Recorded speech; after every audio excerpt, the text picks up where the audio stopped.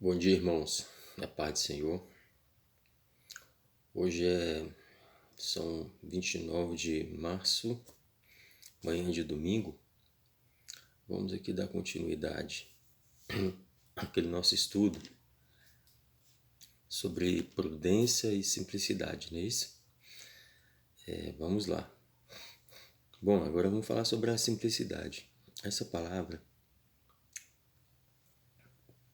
mesmo aparecendo lá em Mateus 10:16, como simples, não é tão simples como parece, não. Escuta só. Aqui no dicionário diz assim, lá em Mateus 16 aparece no plural, simplices. Mas aqui no dicionário mesmo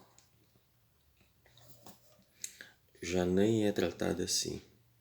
Simples é adjetivo de segundo gênero. É singelo, é ingênuo, não complexo, que não implica em muitos elementos formadores. E diz mais, simplice é a mesma que simples, forma divergente, culta de simples, ok? Então, simplice ou simplices é uma forma culta, antiga, de simples. É isso. E é essa palavra que nós vamos ver hoje. Mas como ela está na Bíblia Sagrada, lá em Mateus e outras ocorrências, já está em desuso. Não se usa mais simplices no plural, mas simples somente. Simples. E é sobre isso que a gente vai falar. O interessante é que quando João Ferreira de Almeida ele fez uso dessa palavra, né, em 1500 alguma coisa, quando ele fez a tradução do Novo Testamento, ainda era usado no plural. E a língua era bem mais, por assim dizer, erudita, né? Mas com o tempo as coisas mudaram. Machado de Assis, que viveu alguns séculos depois, quando ele escreve aquele Dom Casmurro, lembra do Dom Casmurro? Aquele livro difícil. Ele, lá nas páginas de Dom Casmurro, ele usa essa palavra e já não faz mais como fez nosso amado irmão João Ferreira de Almeida quando traduziu a Bíblia. Ele se referindo, ele usa muitas palavras no plural. Ele diz assim, tem um trecho, ele fala de uma carta, e ele diz assim, o trecho do texto: de fato, eram simples e afetuosas, cheias de carícias e conselhos, se referindo ao teor das cartas. Você veja que ele usa simples e não simplices. E para falar de várias coisas no plural, mas a palavra ela não variou. Então é isso. Vamos lá. A ocorrência dessa palavra. Quando os nossos irmãos estavam escrevendo a Bíblia, é claro que eles escreveram na língua grega e o Novo Testamento. E foi usada uma palavra lá que ela ocorre poucas vezes na Bíblia mesmo e no Novo Testamento. No Novo Testamento, Mateus usa essa vez somente e Paulo vai usar também. E a gente vai encontrar no que diz respeito a esse sentido lá em Apocalipse. A gente vai ver depois. A literalidade da palavra grega que é usada que foi traduzida por simplices, não misturado. Então, não misturado é uma palavra que literalmente traduz o que os irmãos escreveram naquela época. Diz muito pouco, né? Mas é pesquisando que a gente tenta achar e dar importância aquilo que Jesus quis dizer aos discípulos quando foram enviados, né? Como ele mesmo disse, como ovelhas no meio de lobos. É isso. Então, essa palavra, naquela época, ela dava a ideia de não misturado, no sentido de para líquidos, né? Não misturado. Imagine uma água pura. Então, é esse sentido, uma água pura. Então, é bem provável que Jesus esteja falando da pureza. Ó, sejam puros, sejam não contaminados, não se contaminem, né? Sejam inofensivos, né? Em relação aos outros. Olha só, quando a gente lembrando aqui que a serpente, ela tinha sua particularidade de ser prudente, porém ela é naturalmente contaminada por causa do veneno. A pomba não, mesmo podendo ser considerada imprudente, né, no seu comportamento, é sem veneno, mas é uma presa fácil, então, ou seja, ela não tem a malícia, por assim dizer.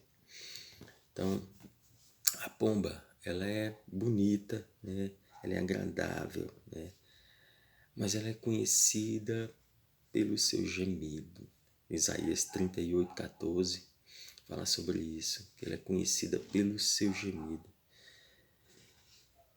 Em situações difíceis, meus amados, como nós estamos vivendo, Deus conhece o nosso gemido. Deus conhece, mas é fundamental que a gente procure não se misturar. A gente procure manter a nossa simplicidade aqui, trazendo o sentido da palavra.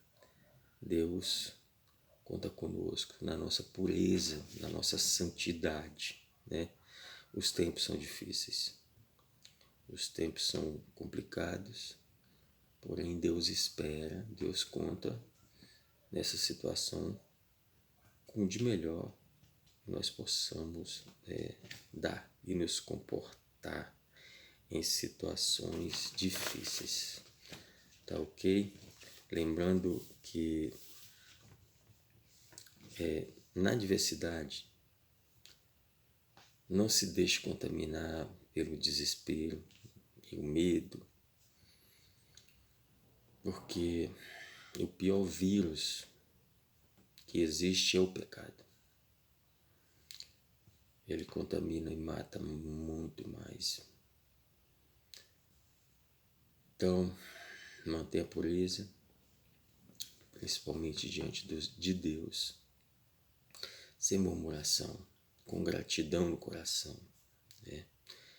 Lembre-se que a da arca, a pomba, ela foi o primeiro animal puro a prevalecer sobre a adversidade.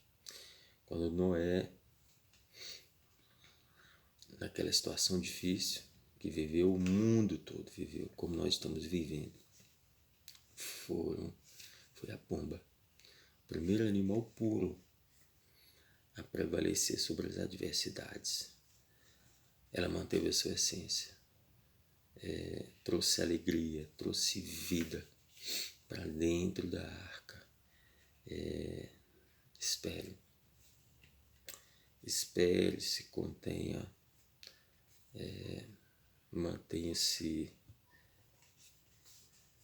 na arca, não se retire, não perca sua identidade. Os corvos, eles saíram primeiro, e quando eles saíram da arca, eles mantiveram a sua natureza. É bem provável que eles tenham aproveitado os corpos que flutuavam sobre as águas e não retornaram. Mas a pomba, enquanto ela não achou o espaço suficiente, a situação que fosse favorável, ela retornou para a arca. Mantenha sua identidade. Mantenha sua identidade cristã nessa situação difícil. Continue sendo santo, continue sendo puro, continue sendo inocente diante de Deus.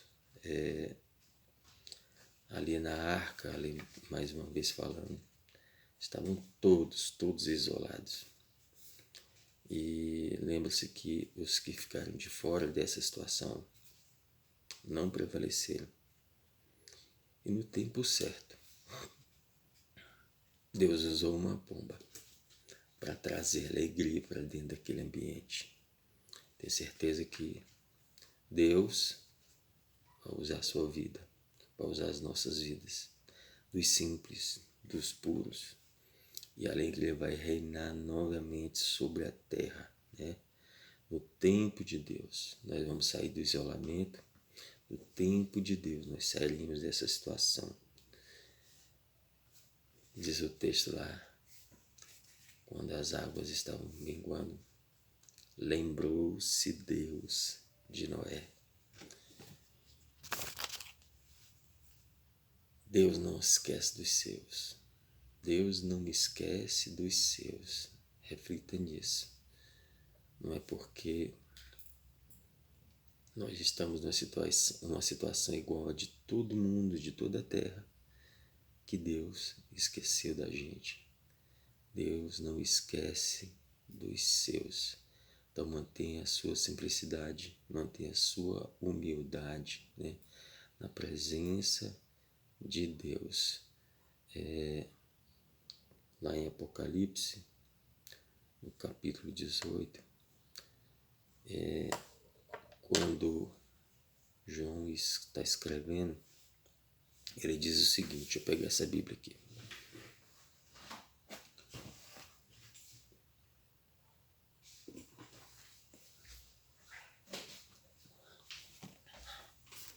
Essa aqui. A revista é atualizada. Então, o sentido em que os nossos amados irmãos escreveram, aí você vai dizer, mas o que isso tem a ver? Mas eu vou te explicar. Apocalipse 18:6 diz assim, olha, dá-lhe em retribuição, como também ela retribuiu. Pagai-lhe em dobro segundo as suas obras, e no cálice que ela misturou bebidas, misturai dobrado para ela. Falando aqui da Babilônia. Então, esse misturado aí é o mesmo sentido, mesma palavra que Jesus está usando lá. Então, como a água é pura, como a água é simples, que nós possamos manter nossa identidade não misturado com as coisas desse mundo, não misturado com essas coisas que podem atrapalhar a nova natureza que temos adquirido de Deus. Que Deus abençoe a sua manhã, que um novo dia, um raiar de sol da parte de Deus resplandeça sobre você, sobre a sua casa, sobre a sua família, em nome de Jesus.